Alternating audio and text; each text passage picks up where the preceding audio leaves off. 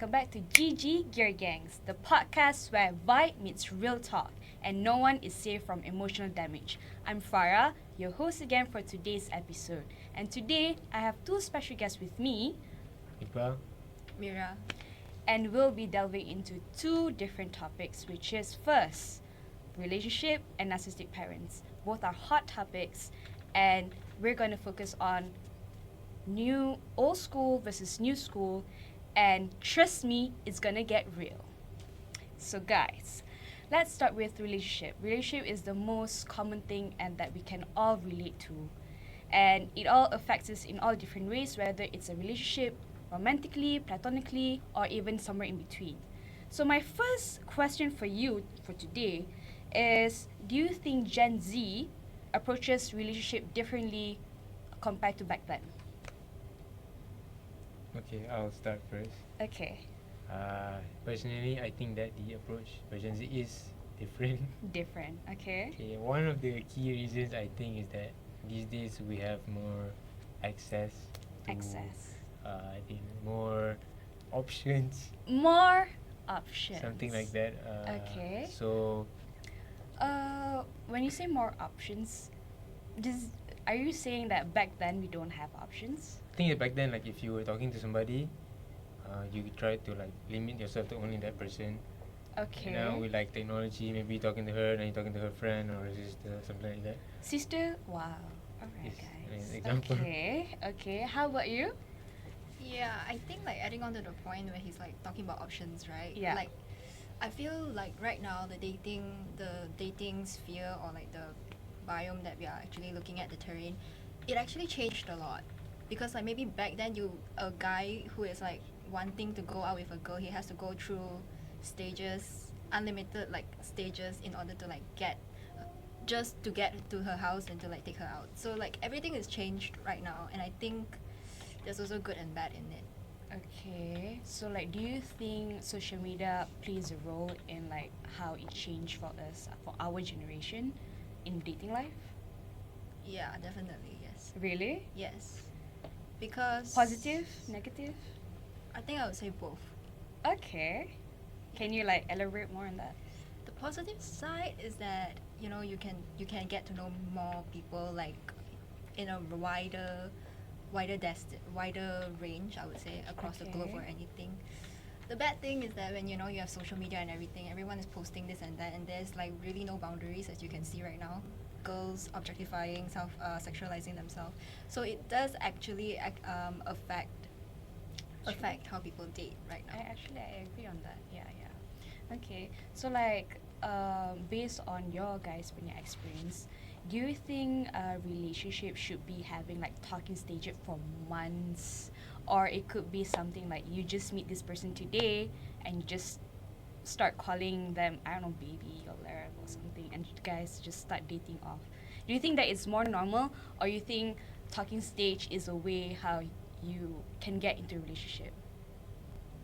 Okay, I'm gonna go. Okay, so to me, I think like it kind of depends on like maybe the situation or something. Okay. Like if you're both feeling each other, I mean from the beginning, maybe you could just immediately go in a relationship or I don't know, something like that. Okay. Yeah, So it and- depends on the person Yeah, as yeah, well. kind of. Alright. But do you think it's weird? Not really. I think like both different approaches. Do you think like it's a right thing to do, or do you think like it's nonsense? again, I think it depends on the situation. Like sometimes the right thing, and sometimes maybe it's like it's clearly like the person wants the other person more than the other one wants. Okay. So What do you think? Yeah, I think I agree with what he says, Like, it really depends on the person. Because, like, maybe, like, I'm someone that actually moves really fast, and then when I actually get to know someone who actually moves very slow, then that could be the part of friction. And that's why we say, like, no, that person is not meant for me. That person is not the right person. But it's not really the right or wrong. Okay. It's more to, like, suitable or not. So you're saying that if like you guys have the same frequency level or energy, it could be okay if you are both going on a fast pace, Yeah, right? yeah. Okay. So interesting. Thank you. Now I'll be diving into another question. So do you guys think ghosting is normal? or has been normalized in our generation compared to back then? Honestly, I didn't expect this question. But Oh, this expect unexpected. but ghosting, it's much more like, yeah, I think it's pretty normal now, but it's actually a rooted problem, I would say, in our generation. Okay. Because if you personally, if you're ghosting someone, it means that you don't have the emotional maturity to actually go and talk out the feelings or talk out whatever that's going on in your head Ouch. by just like ignoring it. Mm-hmm. But also on the same time, there are certain situations where you need to ghost. Yes. Okay, can you like elaborate more on that? For example, can you give an example? So on that? like, let's say in like a relationship context, like a romantic relationship context, I'm talking to someone and I feel like this person is not suitable for me. I cannot go on with it anymore. So I would first say like, okay, you know, I would like explain our differences and like hopefully like we could depart. But most of the time it doesn't depart that well. Like you mean you're saying that some people they just couldn't get it. They just Yes. don't like they just can't accept rejection. Yes. Yeah? Okay. Yeah. And how about you? What do you think? Could you repeat the question one more time? So my question was, do you think ghosting has been normalized in our generation? Like, do you think it's normal for you as well to be ghosting people? I think again, like it depends on the situation and the person. Like maybe, like she said, in the beginning maybe you thought like, oh, this person is right for me or something like that. Then maybe along the way, maybe you find somebody else or something, right? And then the other person is kind of like, you don't hit it off anymore, and you try to like politely, I'm not feeling you, blah blah. But they don't get it, so you just have Alright. to, So ghost do you them. guys have any personal experience that you guys want to share on live right now? Like, if you've been ghosted or you're the one that ghosted someone else? Any hands-on experience? I think I've been ghosted more than I ghosted people, honestly. But in That's so both sad. both romantic and platonic relationships. Ow! Yeah, but you just sort Really? of like get used to it, you know? Okay, so you're just like done dealt, whatever. You Yeah. just move on Yeah. after that? Yeah, it's cool. Okay. So moving on to our next question is,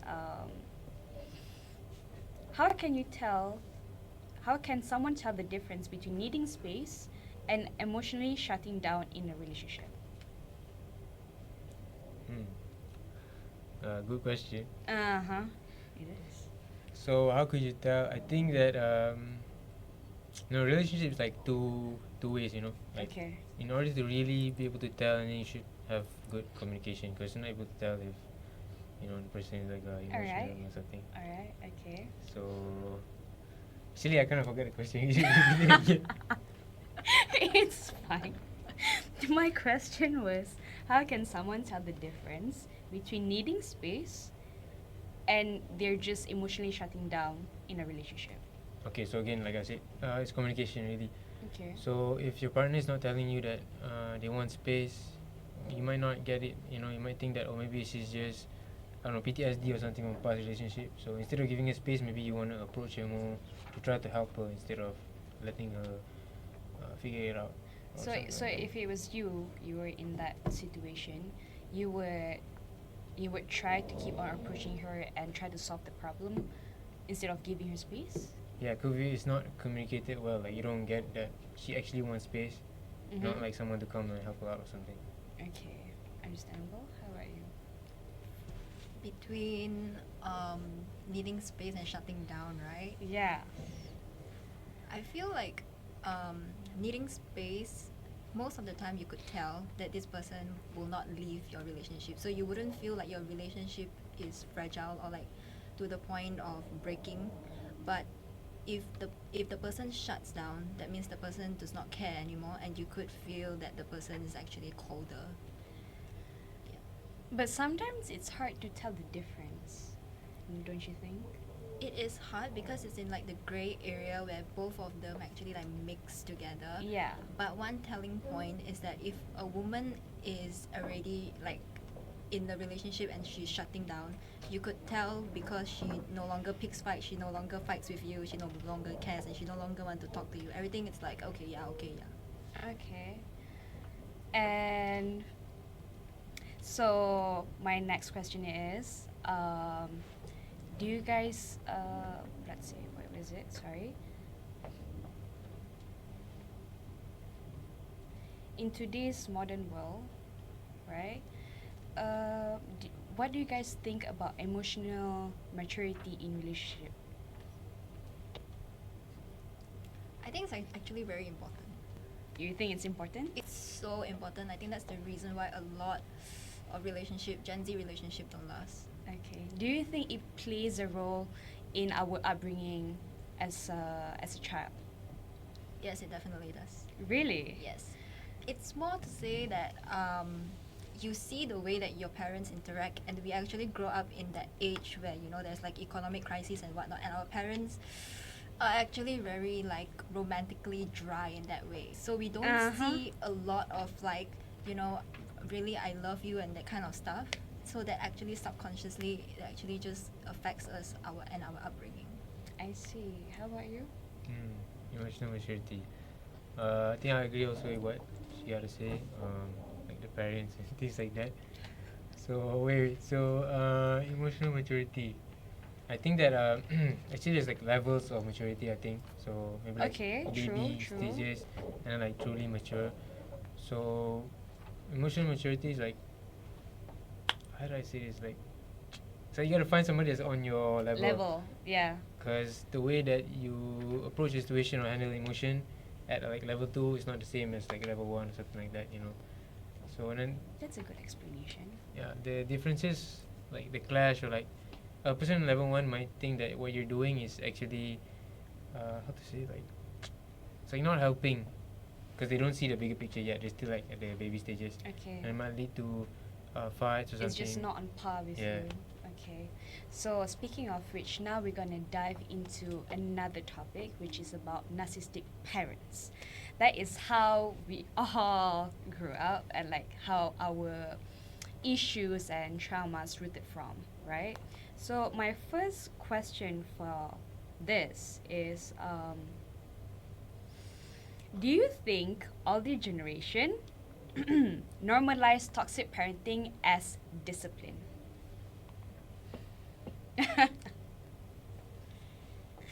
Okay, I'm gonna go first. Yeah, sure. Please do. I think yeah, surely. Like a lot of times, maybe when we're younger, instead of like, let's say I don't know, you spilled the food on the floor or something. Instead of like being like, oh, it's okay, I'll pick it up, and like immediately like grab the hanger or something and just beat you, Yeah. and then so instead of you learning that when something spills, something goes wrong, how to fix it, you're more like, oh, let me hurry up and like Before I get into trouble. and for you in trouble, let me fix it to avoid trouble instead of let me fix it to like de-escalate the situation or something like that. Okay. How about you? Do you think it's normalized? I think in a way it's like much more like society became like that rather than it's suddenly normalized. You know what I mean? Became like that. Like, can you elaborate on that? Because the generations before the baby boomers, they were also like that. Okay. Yeah. And then it became them, and then they are I would say like not open-minded, or like they don't really figure out other ways to like think out of the box to like educate or like discipline. So they just rope everything, and then they give like an equation where punishment equals to discipline. Okay. Yeah. So that's why like I feel like normalized, I wouldn't say it's normalized, because right now if you can see, the parents are actually changing. Mm-hmm. So I wouldn't say it's normalized, but it's more like the generational trauma. Okay. True. But you guys are active on social media, right? And right now, I think globally, our generation is trying to break that cycle. So we've been trying to use the gentle parenting mode now. What do you guys think about that? Like, do you guys, I don't know about you, okay? But like with most people that I talk to, right, they came up from a very traumatic childhood experience. They face a lot of toxic parenting, and their parents justify it as a discipline and all that. So, and for them, it still hasn't registered to them that what they've been through isn't normal. So when they see their friends' kids or something, or how their friend handle their kids with Gentle parenting. gentle parenting style, they get really frustrated. You know, they in their head, they will be like, "Why are you so nice to your kid? I would have whooped them if they did that." So, what do you think about that? I think it draws the line. Are they really gentle parenting or are they being ignorant? Yes. True. Because you can apply gentle parenting, but when there's like fire and your kid's in danger, I don't think that's gentle parenting is not like you're ignoring it. You're like, okay, like don't go there and whatever, Okay. and just say you would be dragging them out, dragging Alright. them out straight. So like you do agree that our generation tend to be confused gentle parenting and spoiling their kids. Yes. Right. Okay. How about you? Okay, so I think I didn't really get what you mean when you say gentle parenting. You mean Okay. like instead of tendering to the kid, is it like giving them phone, something like that? Gentle parenting meaning a kid could be screaming and throwing tantrum for not getting something, and the parents would be like, "There, it's okay. Let me just give what you want," and they say it's gentle parenting their kids. They justify it as, "Oh, they're still kids." Okay. So I think like the reason they do that maybe is to avoid confrontation or Okay. things that happen in the childhood. They don't want to like repeat that back to the child, Okay. but they don't realize that What they're doing is just it's actually might be even worse than to actually confront the kid or to beat him up or something. okay. Now the real question that I'm really genuinely curious to ask you guys is that uh, would you prefer gentle parenting or discipline, but it might mask as toxic parenting? Gentle parenting or disciplining, but then masked as toxic parenting. Okay. Yeah. I mean, honestly, if I'm being honest about this, right? Gentle parenting and disciplining can both be toxic parenting. Okay. It depends on the where you are coming from. Like where are you actually as a parent coming up from? I could be gentle parenting and it could be toxic. Because why? I could spoil my child, and once when she actually socializes with people, she becomes toxic and she has all of these toxic personalities that I actually encourage and cultivate her through. Disciplining, if I'm being too hard on her, I could also be toxic because then she would feel like, like why is my parent being like this? That's the problem, because most of us kids, we often misunderstand our parents. Okay. But it really matters. Like, I feel it helps if after the parents have done it, like educate the kid, you have to let them know at least like where are they coming from, and like not just shut them off. That is true. I really, really agree with that. Okay, so proceeding to my next question is are you ready? Are you guys nervous? You're making it You're sound very supposed fishy. to be nervous. Okay. So my next question is, what are the some red flags the red flags that you now recognize from your own upbringing or from other people? In terms of relationship or like parents upbringing. Your own red flags, it could be anything like in terms of relationship, or maybe it could be something like you become hot-tempered. That is one of the red flags from, your upbringing. Okay. I think one of the red flags would be being quick to get hot-tempered. Like instead of trying to understand the other person's point, you just want to defend like your position, even though like it might not be right or their point might be better, and the way they approach something might be better. So I think it's one of the red flags, like not trying to see things from another perspective, just Okay. something like that. Okay, alright. Okay. For me, red flags, I would say, is ego and also self-awareness. Not many people have self-awareness. Okay, so are you talking about general or are you talking about yourself? Yeah, general. General. Yeah. Self-awareness. Okay, that makes sense, right?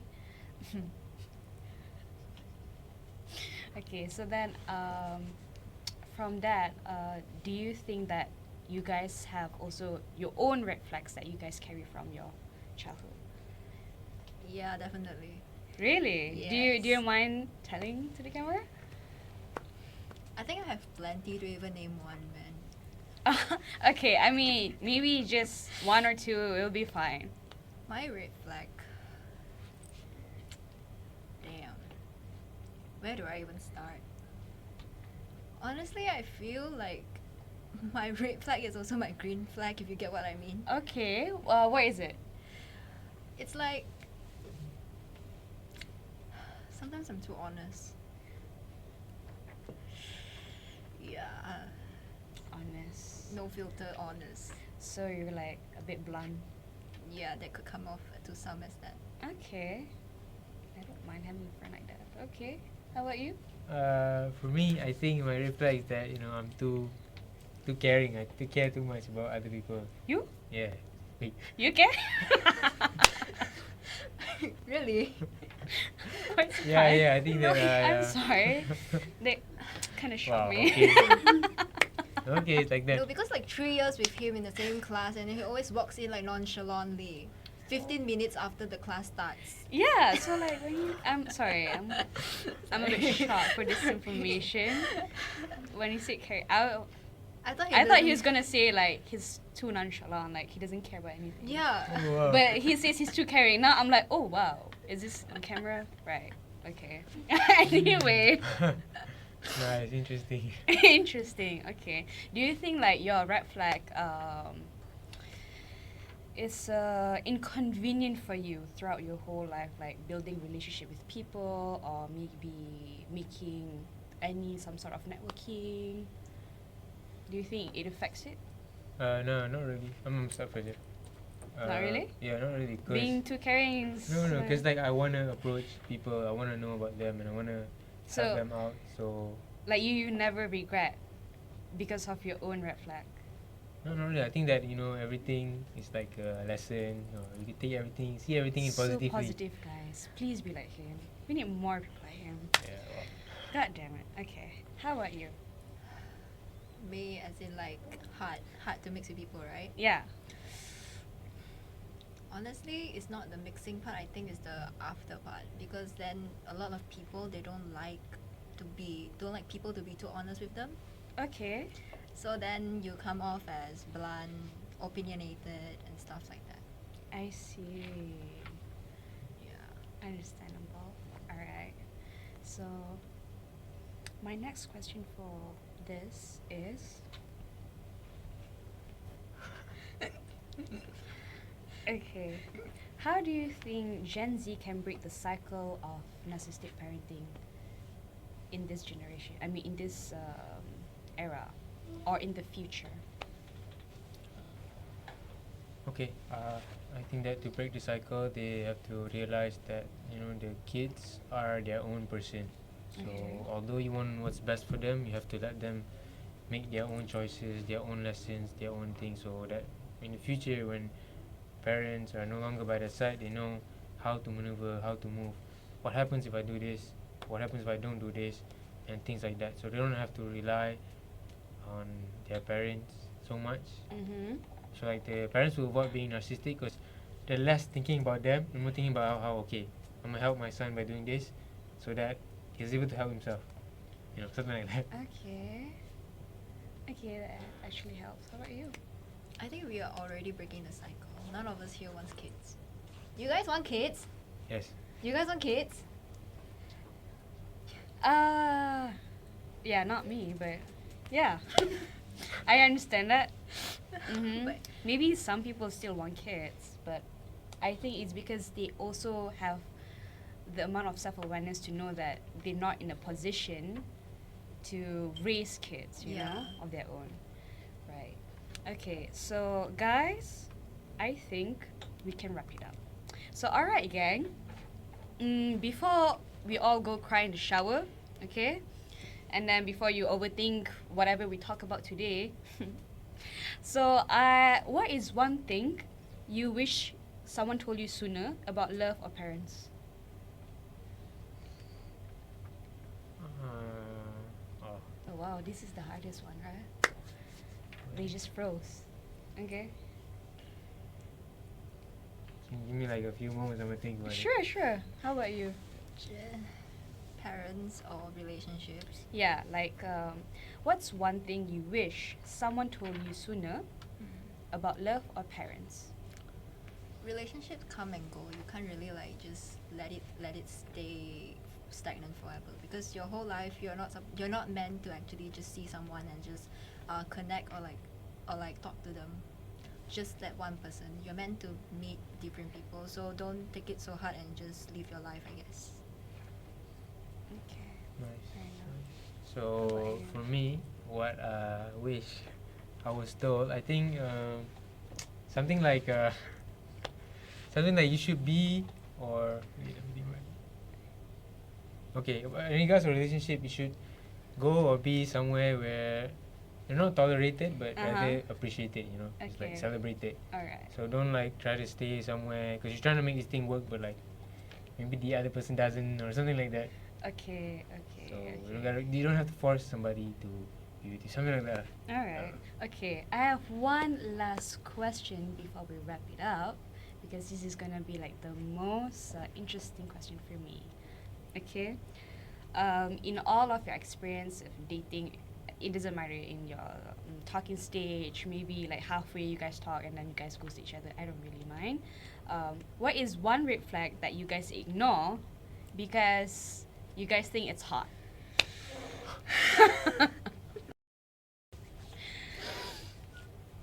This is so bad.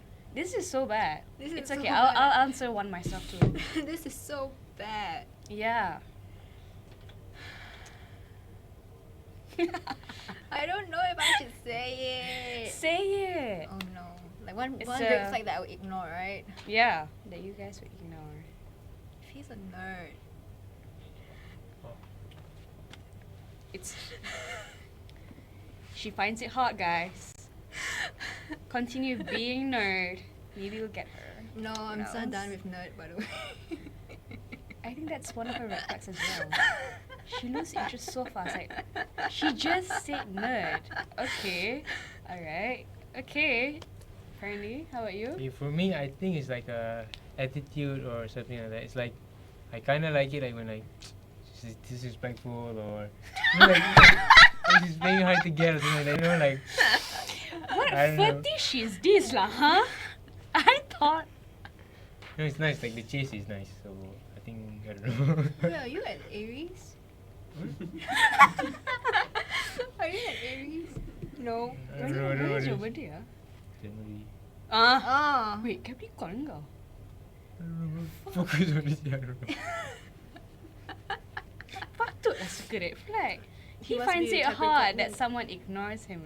Ignore him. Keep ignoring him. Because you know what? He loves to chase. Okay. So, are you guys done? Explaining your red flags? Or something that you guys find it hard? I don't even understand myself. What about yours?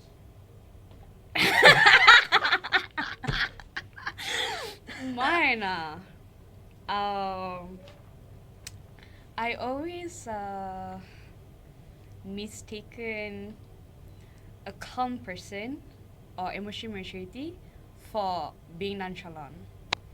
You know? Or like them being nonchalant, I will mistaken it as, oh, they're so calm and collected. No, they're just freaking nonchalant. And they just really don't care about you. But I thought it was like, oh, they're so calm. So attractive.